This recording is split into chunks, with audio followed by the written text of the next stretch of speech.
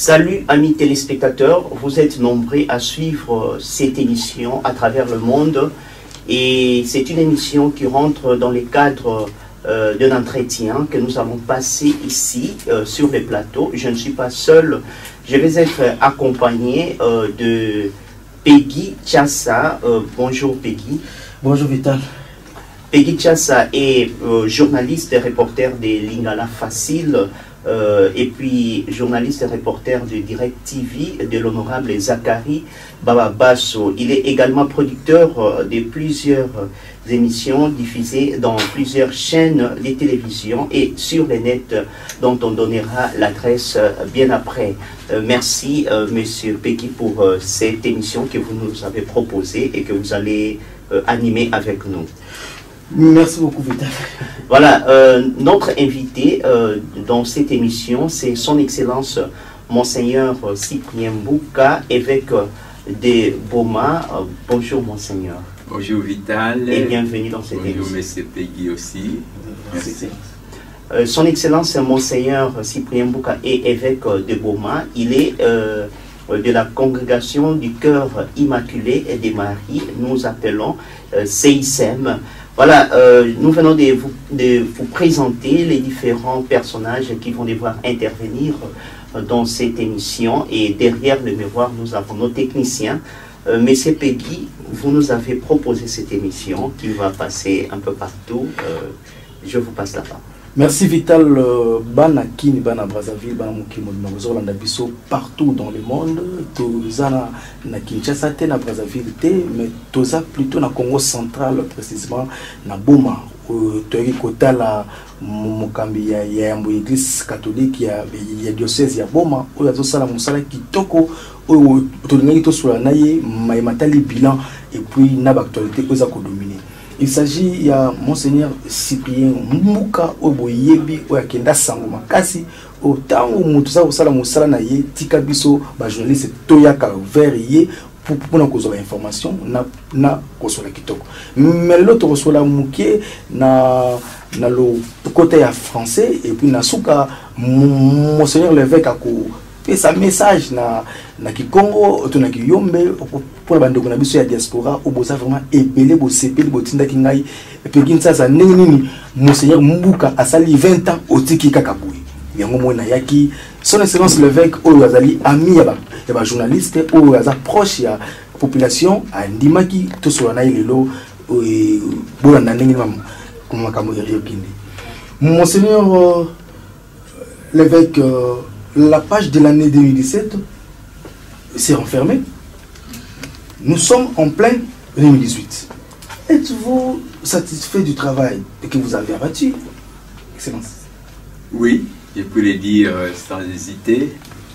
Très heureux d'avoir terminé cette année, tout en signalant quand même que nous l'avons terminé avec des petites notes de tristesse, du moins par rapport à l'environnement qui est le nôtre. D'abord, nos frères et sœurs de Kinshasa, particulièrement, le jour du 31 décembre, il y a eu un certain nombre d'actions qui ont porté atteinte à des vies humaines.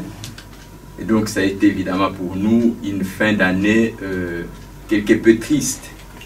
Et je dois avouer aussi que le début de l'année, dans un environnement encore beaucoup plus proche de nous, nous a aussi donné un peu de tristesse. Des enfants dans une bousculade provoquée par, sans doute, avec un peu de pluie, la marche dans les escaliers, beaucoup d'enfants qui revenaient de la côte, de Mwanda. Il y a eu quelques morts suite à cela. Et donc ça fait, sur le plan évidemment de l'affection, une petite note triste quand même, juste à la fin de l'année. Mais sinon, du point de vue du bilan global, je peux dire que je suis satisfait. Monsieur l'évêque, quand est-ce que vous avez débuté votre épiscopat? Il y a 20 ans. Tout à l'heure, vous venez de l'évoquer, il y a 20 ans, plus de 20 ans, donc 20 ans et un mois, puisque c'est exactement le 19 octobre que j'ai été ordonné évêque, 19 octobre 1997. Donc ça fait, il y a maintenant un mois et quelques jours que je suis évêque, il y a 20 ans. Voilà, Monseigneur, il y a 20 ans, depuis que vous êtes évêque, est-ce que vous pouvez nous faire de façon générale votre bilan en tant qu'évêque, votre bilan épiscopal? 20 ans, c'est beaucoup. Pour faire un bilan, ça demanderait un travail vraiment très fouillé. Mais je voudrais signaler à nos téléspectateurs, puisqu'il s'agit des gens qui nous suivent et qui nous écoutent, qui vont nous écouter, qu'à cette occasion, j'ai écrit une lettre aux fidèles du diocèse. J'ai voulu me limiter aux fidèles du diocèse, à l'étranger comme dans le pays, une lettre précisément qui évoque un petit peu mes 20 ans d'épiscopat. Le bilan dans cette lettre, je le prends sous les angles les plus divers, depuis l'accueil qui m'a été réservé à mon arrivée ici, jusqu'au souhait que je formule pour ces diocèses qui m'a accueilli généreusement pendant 20 ans. Donc c'est un bilan que je pourrais présenter sous 3 aspects. D'abord sur le plan pastoral, qui est la pièce maîtresse, puisqu'en tant qu'évêque, je suis d'abord un pasteur.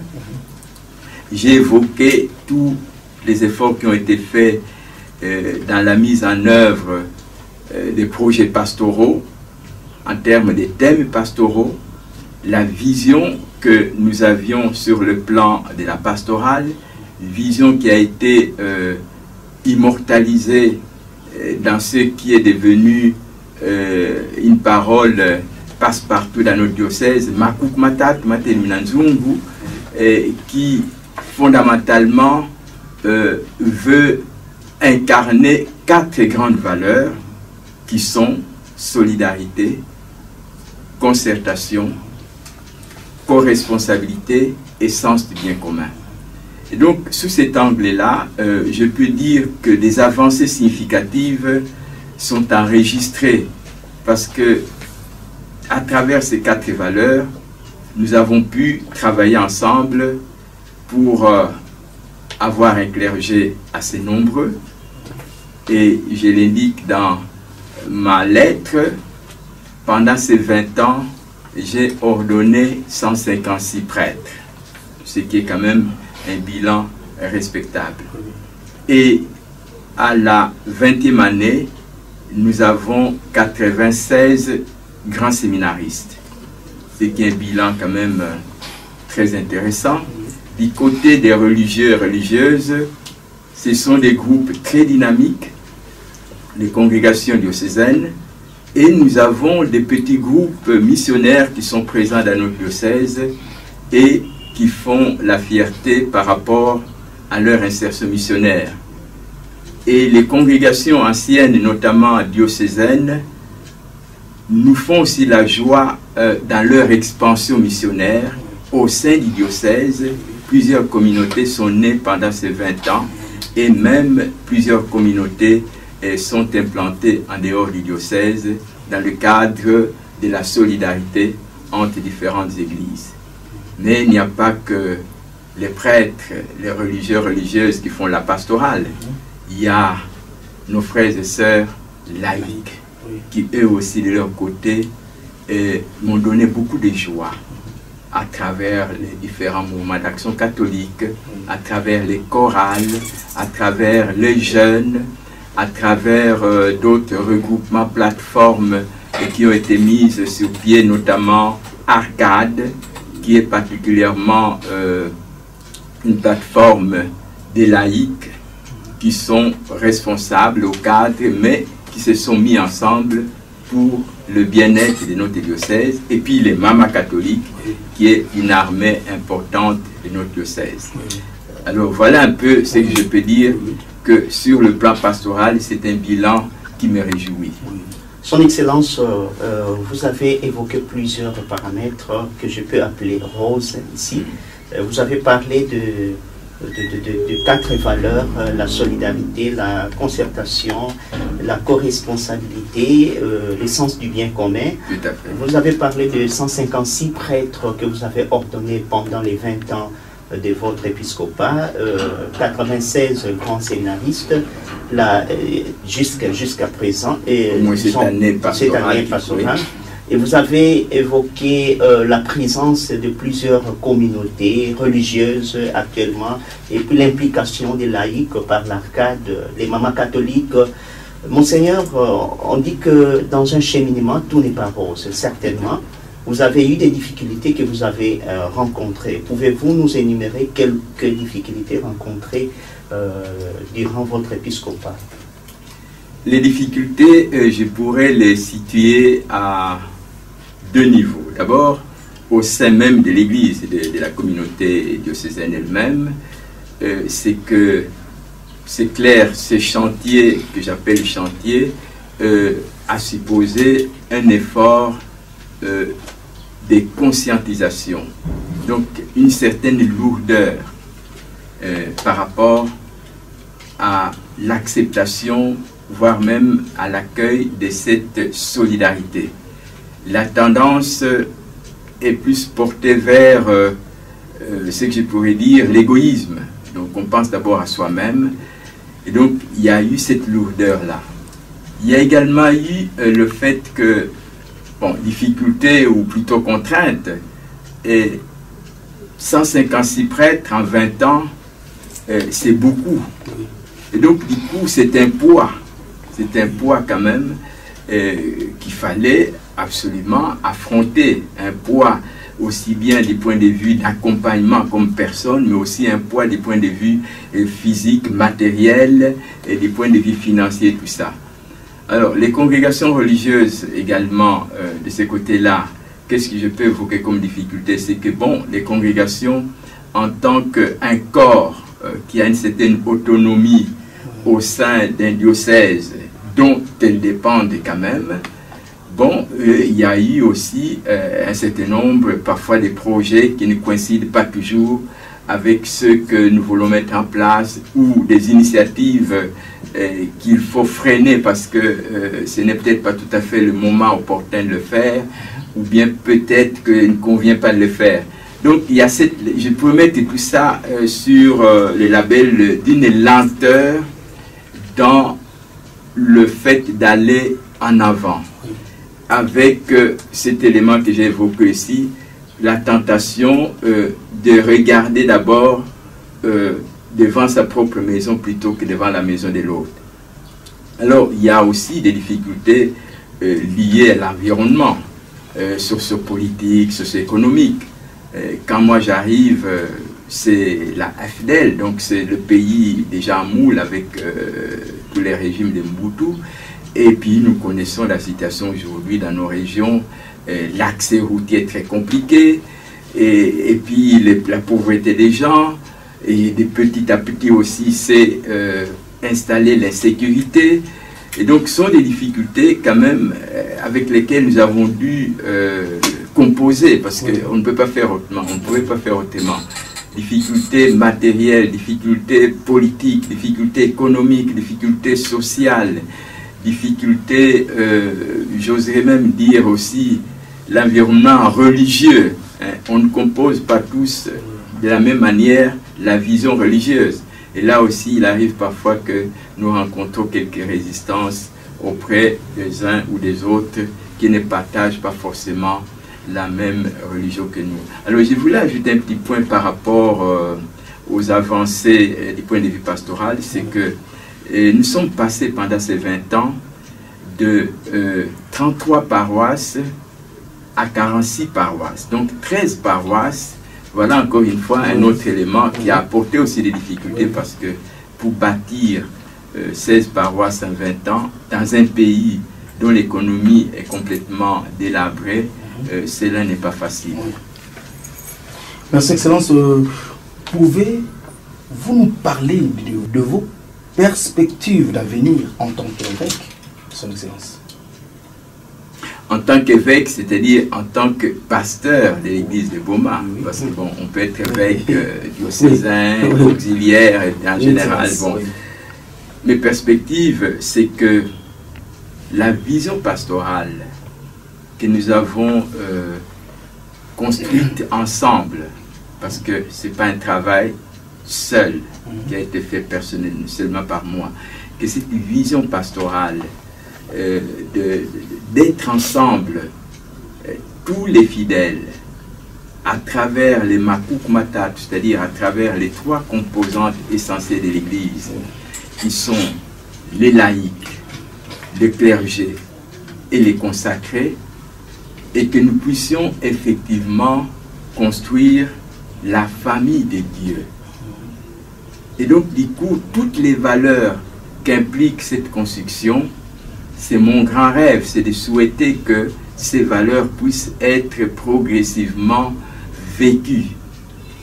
Et ça, à travers les institutions, c'est-à-dire que nous puissions promouvoir des institutions qui puissent permettre à ce que cette solidarité, cette concertation, cette co-responsabilité et sens du bien commun puissent être promus, que nous puissions promouvoir non seulement des institutions, mais même des espaces de dialogue, qui permettent à chacun de se retrouver et d'apporter ce qu'il a apporté, parce que nous devons construire une famille de Dieu au sein de laquelle nous nous sentons tous frères et sœurs avec la même dignité en tant que créés à l'image de Dieu. Donc ça, c'est vraiment mon ambition. Alors évidemment, que ça soit porté par tous les outils dont nous avons besoin, notamment une parole de Dieu qui devra être véhiculée à travers notre culture, donc des textes en langue vernaculaire, puisque vous êtes pour la promotion. Et alors que je tiens quand même à souligner ça, c'est que nous travaillons pour que nous ayons la Bible en Kiyomba Congo, que nous ayons tous les documents nécessaires en langue vernaculaire, mais et en même temps que nous ayons des institutions qui nous permettent de maintenir notre vie spirituelle, notamment des congrégations religieuses, féminines comme masculines, des consacrés cloîtrés qui sont dans la prière, dans le cloître pour nous permettre, alors tout ça vécu à travers des célébrations autour des grands sanctuaires qui sont des lieux où s'exprime la foi populaire. Merci Excellence. En tant que journaliste d'investigation aussi, certaines opinions nous informent que vous allez bientôt prendre votre retraite, Son Excellence. Qu'en dites-vous? Ben, ce n'est pas une certaine opinion, ce n'est pas de la rumeur. Tout évêque se rappelle le canon 401, paragraphe 1. Tout évêque, au moment où on vous ordonne, vous êtes conscient de ça. Que stipule ces canons? Ces canons disent simplement ceci. À 75 ans, tout évêque est invité à présenter sa renonciation au Saint-Père qui y pourvoira en tenant compte, après avoir pesé toutes les circonstances. Voilà. Donc on sait qu'à 75 ans, je présenterai ma renonciation au Saint-Siège, au Saint-Père. Et comme je suis proche de ça, je suis dans ma 75e année, donc c'est clair que je me prépare tout doucement et la lettre commence déjà à être écrite. Comme il a fait Monseigneur Balpiquet là. Bah, oui, Monseigneur aussi, donc bah, plusieurs, hein, enfin, tous en fait. Dans l'Église, il n'y a jamais personne qui fait, je ne sais pas comment dire, bon, le principe est là. Et si quelqu'un éventuellement l'oubliait, l'Église est prête à le lui rappeler. Je crois que, mais bon, très probablement qu'il n'y en a pas beaucoup qui oublient, parce que c'est quand même un devoir d'Église aussi. Hein. Il faut que l'Église continue et qu'on ne doit pas s'éterniser.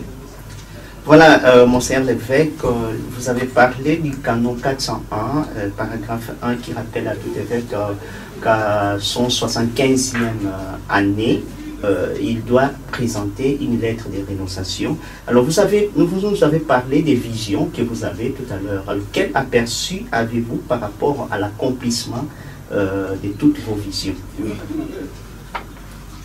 Si je comprends bien, vous voulez dire, bon, dans quelques mois, parce que c'est maintenant en termes de mois, et vous déposez une lettre à l'annonciature pour être envoyée auprès du Saint-Père, et pour lui signifier que bon, vous avez atteint les 75 ans. Maintenant, il y a tout le plan pastoral qui vient d'être présenté. Ben, la perspective, c'est que ce qui me réjouit, c'est que ce travail, grâce à Dieu, ne s'est pas fait en solo. C'est un travail d'église, comme d'ailleurs j'ai insisté, à Makup Matatu. Donc, je m'imagine, et j'ai foi en l'Esprit Saint évidemment, que chacun de nous n'est qu'un serviteur inutile, c'est-à-dire il fait et le Seigneur fait le reste. Et donc je suis convaincu que les choses qui sont dans la ligne du bien de l'Église continueront sous une forme ou sous une autre, avec d'autres personnes. Que les choses qui ne sont pas bien, l'Esprit aidera pour que ces choses puissent être étouffées ou écartées. Mais ma grande joie, c'est de savoir que, comme dit Christ, il est bon qu'on puisse partir pour que l'Esprit continue l'œuvre à travers d'autres. Ça, c'est un peu la perspective que je peux donner, c'est que je suis convaincu qu'il y a plusieurs de ces choses que nous sommes en train de mettre sur pied qui continueront. Et il y en a certainement aussi d'autres, pour l'une ou l'autre raison, qui seront orientées autrement, et voire même qui seront écartées. Ça, c'est le dynamisme même de l'esprit qui nous fait accéder à la vérité tout entière selon ce que lui-même estime être la meilleure voie. Autre chose, Monseigneur, vous avez beaucoup plus mis l'accent sur l'aspect pastoral. Vous êtes d'abord pasteur. Alors, comment appréciez-vous les niveaux d'engagement ou de leadership de vos fervents fidèles occupant des postes de responsabilité politique dans la province? Bon, j'ai eu effectivement pas mal de contacts avec les fidèles de la province, les fidèles qui occupent des postes de la province, depuis des postes de simples secrétaires d'un parti politique jusqu'au poste des gouverneurs, puisque ce sont les postes peut-être les plus que je peux évoquer, en passant par toute la série d'autres postes intermédiaires.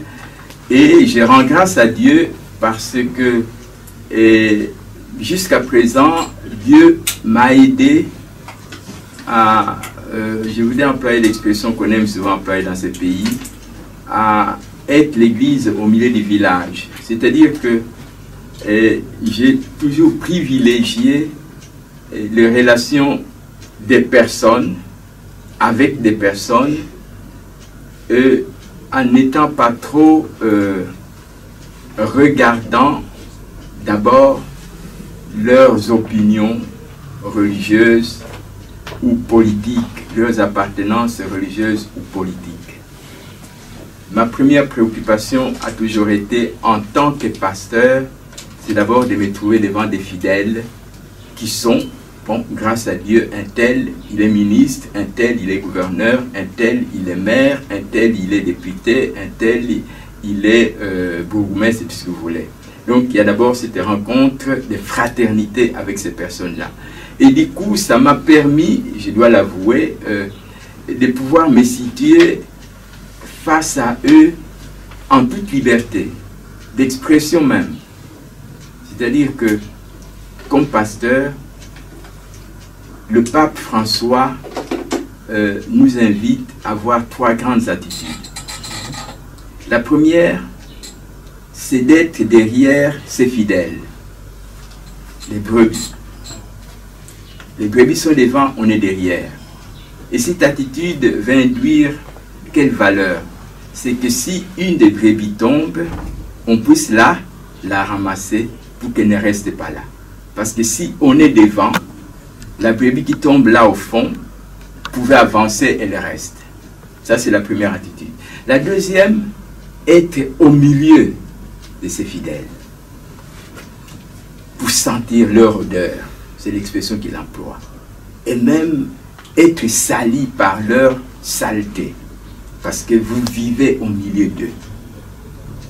Et la troisième, être devant, les précéder, parce que il y a parfois un serpent qui est devant, il faut les tuer. Il y a parfois un obstacle, il faut l'affronter pour protéger ses fidèles. Donc, cette liberté m'a permis effectivement d'avoir ces attitudes, ces trois attitudes. C'est que je n'hésite pas à dire une parole qui interpelle un membre politique de la province. Je n'hésite pas à une parole qui encourage un membre politique de la province. Je n'hésite pas à une parole qui invite pour qu'il fasse le pas, un membre politique de la province. Donc, en quelque sorte, je n'ai pas d'ennemis au niveau des politiciens, parce que ce n'est pas d'abord ça ma préoccupation. Ma préoccupation, c'est de faire en sorte que tous entrent dans cette dynamique de ma vision, solidarité, concertation, co-responsabilité et sens du bien commun. Dès lors que je rappelle ces valeurs, eh bien, fondamentalement, tous sont mes frères et sœurs. Voilà un peu ce que je peux dire en langage d'un pasteur, les relations que j'entretiens avec mes fidèles, hommes de la politique dans notre province Congo central. Excellence, quelle est la ligne de démarcation ou de séparation entre l'Église ou le diocèse de Bouma, d'une part, et le pouvoir public ou l'État, d'autre part? Arrivez-vous dans vos prédications à faire de démarcation au regard des conditions de vie de la population, Son Excellence? Bon, d'abord, globalement, la ligne de démarcation entre l'État, c'est-à-dire que oui, l'État et l'Église, notamment les diocèses de Bouma, bon, la ligne est claire, c'est-à-dire que l'État régit les citoyens en termes d'organisation de la chose publique en tant que citoyen, sans pouvoir faire une exception. On est tous des citoyens, qu'on soit musulmans ou quoi. L'État nous gouverne. Le diocèse, lui, et là, je crois qu'il faut que nous soyons clairs. Quand vous parlez du diocèse, le diocèse a les trois makoukou. Bon. Vous avez des clercs, vous avez des coqs sacrés, vous avez les laïcs. Bon. Les laïcs, eux, ce sont ceux-là qui font justement l'État qui gouverne.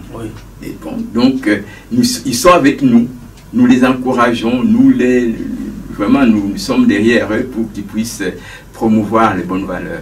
Mais maintenant, si vous voulez parler de l'Église ou du diocèse, dans ces pasteurs, notamment l'évêque, les prêtres, voire même les consacrés, ben nous n'avons pas le droit, conformément au droit de l'Église, de nous mêler à l'organisation politique de la gestion publique.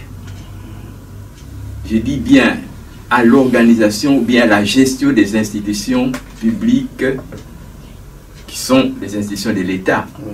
Mais comme citoyens et en même temps chrétiens, nous avons une parole, c'est clair, pour le bien de ces pays. Ça fait partie de la responsabilité.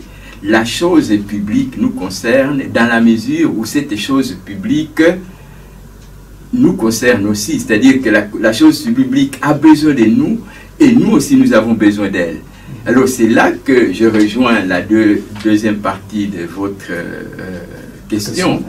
S'il m'arrive de dire un mot dans ma prédication et tout ça qui concerne les fidèles. Mais précisément, c'est là que se trouve l'espace qui m'est autorisé, qui m'est permis. C'est dans l'exhortation des gens à bien vivre leur être congolais, leur être citoyen, leur être chrétien, tout ça. Et là, je vous avoue, bon, vous n'êtes pas toujours présent dans le diocèse, mais je crois que M. Vital peut le confirmer. Et tous mes messages, Noël et Pâques, parce que c'est la tradition que nous avons ici, l'évêque fait un message à tous les fidèles, sont toujours teintés d'options sociopolitiques. C'est-à-dire, je pars toujours de la situation concrète des gens pour inviter les uns et les autres.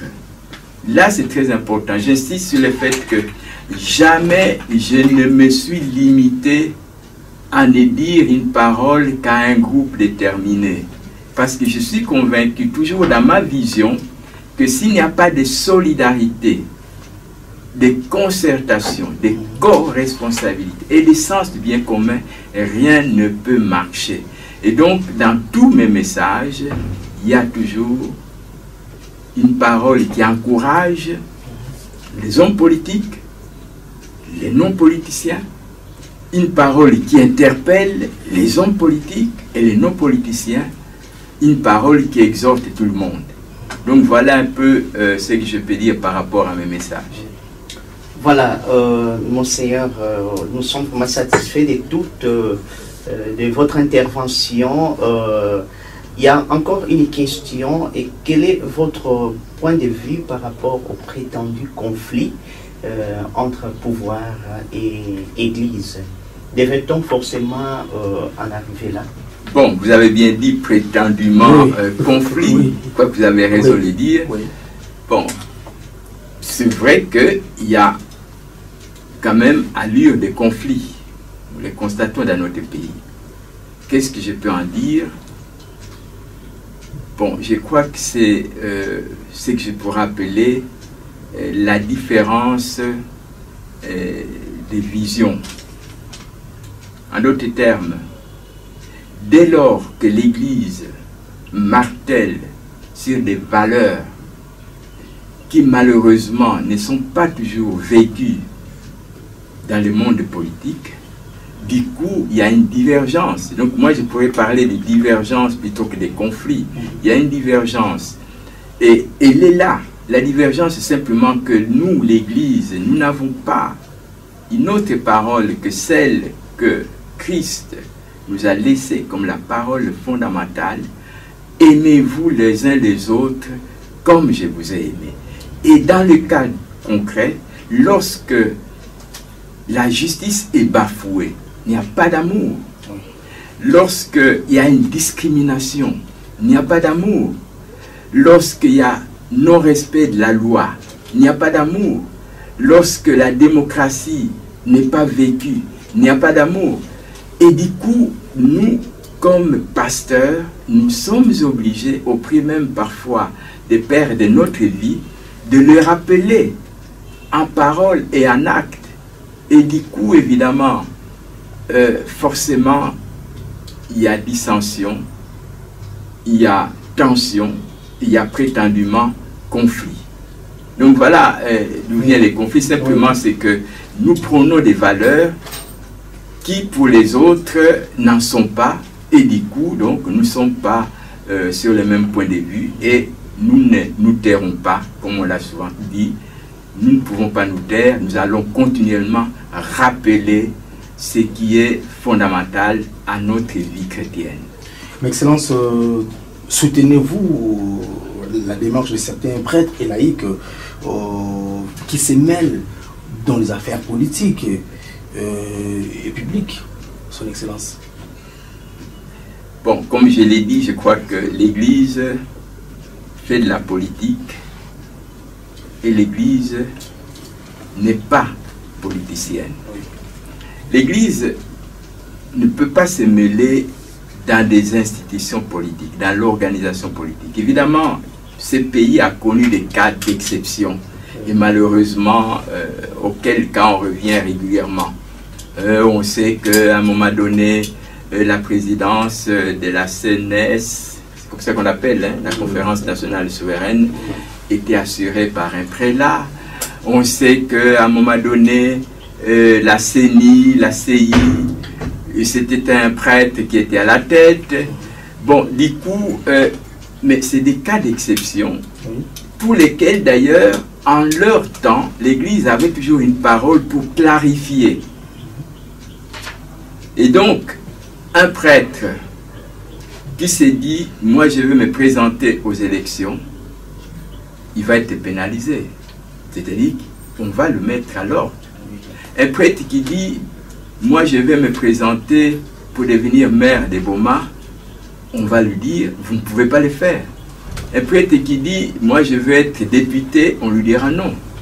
Donc là c'est clair. Mais maintenant un prêtre qui, au nom de sa foi, au nom de sa fonction de prêtre, de son ministère de prêtre, rappelle les valeurs chrétiennes qui, elles, vont aller en conflit avec une manière de gérer la chose publique, ben, quelque part, il fait de la politique parce que il gère la chose publique. C'est ça, faire la politique.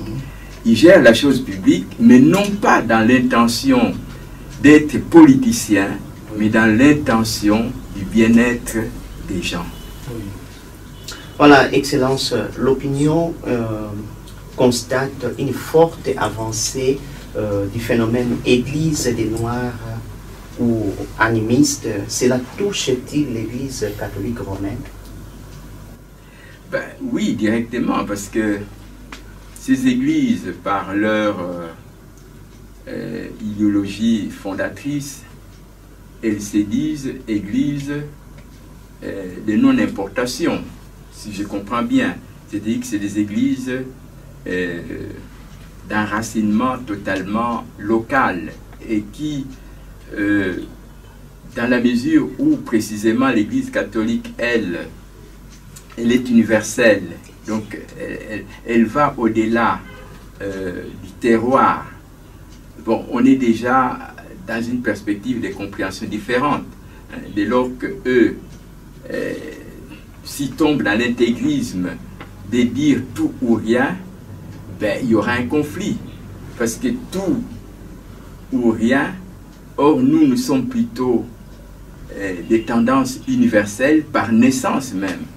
Le christianisme est l'aîné déjà universel. C'est la fête que nous allons célébrer demain, l'épiphanie, Dieu qui se manifeste à tous les peuples, même à ceux qui viennent de très loin. Alors, si vous avez une opinion religieuse, ou disons une conviction religieuse selon laquelle l'Église qu'il faut privilégier ou qu'il faut seulement retenir, c'est celle dont les valeurs ou les ressources religieuses seraient uniquement locales, bon, du coup, c'est elle qui exclut les autres. Au fond, l'Église catholique ne les exclut pas dans le sens que nous voulons faire une guerre avec, mais puisque elle-même, par l'idéologie, rejette ceux qui sont plutôt universels. Nous intégrons tout le monde. Voilà, amis téléspectateurs, nous avançons petit à petit et vers la fin de ce magazine. Monseigneur l'évêque, eu égard à ce que vous venez de dire, quel message lancez-vous aux prêtres et fidèles du diocèse, tant pour ceux qui sont sur place dans le diocèse que pour ceux qui sont en diaspora? Bon, je crois que, comme c'est pratiquement la dernière question, et au départ, notre frère Peggy a dit que ce message, si c'est possible, il pouvait exprimer notre appartenance à une église locale qui est insérée ici à Boma, dans le diocèse de Boma. Bon, je dirais un petit mot en français, un petit mot en Kiyombe, un petit mot en Kikongo, du même message, si on peut dire ainsi. Qu'est-ce que je peux dire au terme de cet entretien que j'apprécie vraiment? C'est que je ne cherche pas autre chose que ce que j'ai toujours dit. Makuk matat materminanzungu, soyons ensemble pour bâtir notre Église et notre nation. Ça veut dire quoi? Qui que vous soyez, homme, femme, jeune, adulte, enfant, prêtre, consacré, laïc, nous sommes tous frères. Soyons comme les makuku matatu sur lesquels la marmite est posée, et les 3 makuku sont indispensables.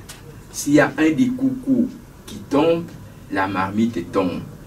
Donc, notre pays, comme notre Église, a besoin d'un chacun d'entre nous, d'entre vous, puisque vous me regardez. Oui. Nous avons besoin de vous. Et donc, mettons la main dans la pâte tous, en mettant en évidence les 4 valeurs, et c'est par là que je vais terminer: solidarité, concertation, co-responsabilité et sens du bien commun. Batata ba mama, tukamani sa zikungu zetu, ndisi mabomu mabuelako. Diambo dingudi ailuze ebidyao. Diao tidi kulutebu samoe. Makuku matatu materminanzungu. Vakimosi. Tutungano dibundu lietu Haiti yetu. Mutu ka mutu kabika wakama. Betu botu banu fiengu puku mbembu kwandi yimosi. Mwingi kisalu kienda kuntwala. Dedi wide makuku matatu matermina nzungu. Tidi kuku di mosi di buide. Nzungu yibuide. Diako Diana tunsia kudi benu boss kudi mutu ka mutu benu mukundandangana. Mwingi tusianu myoku wakimosi mutunga dibundu lieto Haiti yetu. Tungulu beni yau tufete sianu mudedi kisa mambu mamangudi matedi kibwateni bulanga zikungu wakimosi sala sananga betu boss muna mutu ka baki salu kyandi ai kasiaki yau ai sala mudiambo di mvila bika ti mudiambo dia kuveka. Bampanga muna luzolo bane anzambi bitu kena kumanisa disolo ya beto na bampanga beto ba journalista wa Vital na Pedui. Diambo ya tuka benu mezaba yau makuku matatu matermina nzungu. Yaoundé dilongi ya beto ya ngude na diocese ya beto. Makuku matatu matermina nzungu samna nini betu telema betu nyonso. Samu betu tunga ibundi ya beto mpeinsi ya beto. Konso mutu kenfunu mingi samu dibundi yango insi ya betu kwena na ntwala. Kana di kuku kezanga nyonso ke tolumuka yawina konso musna kati ya betu betu kena mfuna yande sam betu nyonso sika monsi betu salati na kintwadi na kusolula na kupesa na konso mutu kisalo na yande pe na kundima kusala kisalo yina ba mepesa nge pe kusala sam na mvila biga kaka sam na nge mosi to sam na dikanda yange to sam na parti ya politiki yange kasi sam na mvila yonso Yaoundé dilongi yangudi muke pesa beno na tuka ya disoli ya beta ba journaliste Vital na Papeki. Merci Excellence, il y a Monsieur Mbalouki qui vous salue et Kinshasa et qui est en train de prier tous les jours pour vous et qui est en train de vous féliciter pour l'encadrement et tout ce que vous avez fait et tout ce que vous continuez à faire pour notre diocèse de Boma. Merci beaucoup. C'est une très grande joie pour moi d'apprendre qu'il y a une personne de plus qui prie pour moi, parce que je sais qu'il y en a beaucoup qui prient, mais au moins nommément, vous avez cité les noms, et je vous demande d'être mon interprète auprès de lui pour lui exprimer mes remerciements pour ce soutien tant important pour notre vie. Merci beaucoup, Congolais, partout dans le monde, où Monseigneur Mbuka Cyprien, où Yazali Mukambi, ya diocèse ya Boma, où tu as 20 ans, Ezali, Bikoko Koloté, Ezali Mpiakate, où tu as Kinshasa, tu as pour nous information. Tant que tu as commis la souka, il y a émission à Bisso, Bourlanda Bisso, na chaîne partenaire, d'abord RTDN et PCBisso Espace qui toko au na plateau, au moni, naba technicien en compétition avec Vincent Onokama Yabiso à Kinshasa. Bolanda Biso na Direct Télévision, chaîne ya Honorable Zachary Babaswe. Bolanda Biso na Numérica Télévision, chaîne ya Kibambi Chintwa. Bolanda Biso na Wapicom Télévision, chaîne ya Pichouandila. Azakota la Biso, Nekon azali ko soutenir l'action et puis Monseigneur Mbuka Azosala Musala Kitoko. Bolanda Biso na ba site internet et surtout sur www.icnews.com.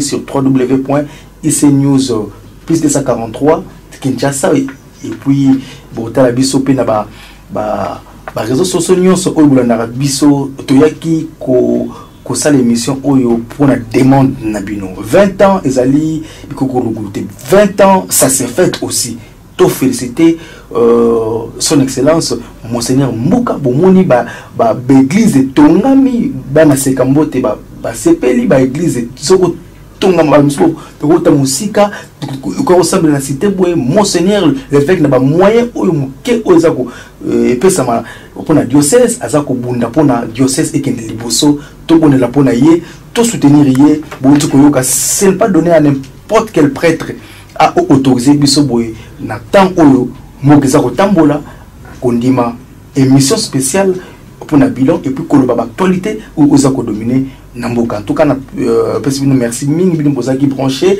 na ba chaîne partenaire et puis surtout Vital, je vous lance l'antenne pour désannoncer l'émission.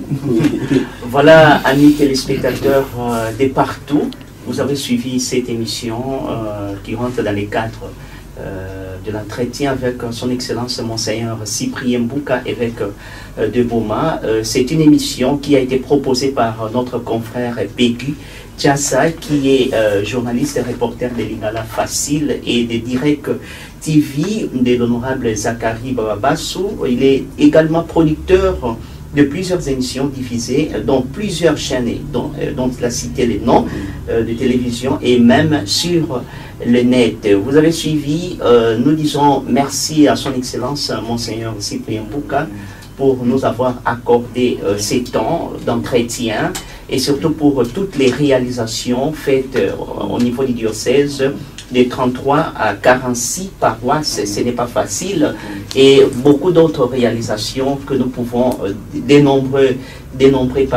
ici. Donc nous disons merci à vous tous qui avez disposé de votre temps. Merci à nos techniciens Arnaud de Mbumba pour la caméra et Grâce Condé, également Henri Mayouba pour la régie. Nous avons aussi notre confrère de Kinshasa, Vincent Okama pour la caméra qui est en train d'aider Grâce et Arnaud. Merci également au directeur des programmes de la radio-télévision de Bizani, M. l'abbé Edouard Makoko, pour avoir accepté que cette émission se passe dans nos installations. Une fois de plus, merci Monseigneur Cyprien Mbuka, son excellence, pour ces temps. Merci à vous tous et bonne suite des programmes chez vous. Merci Vital et merci Peggy.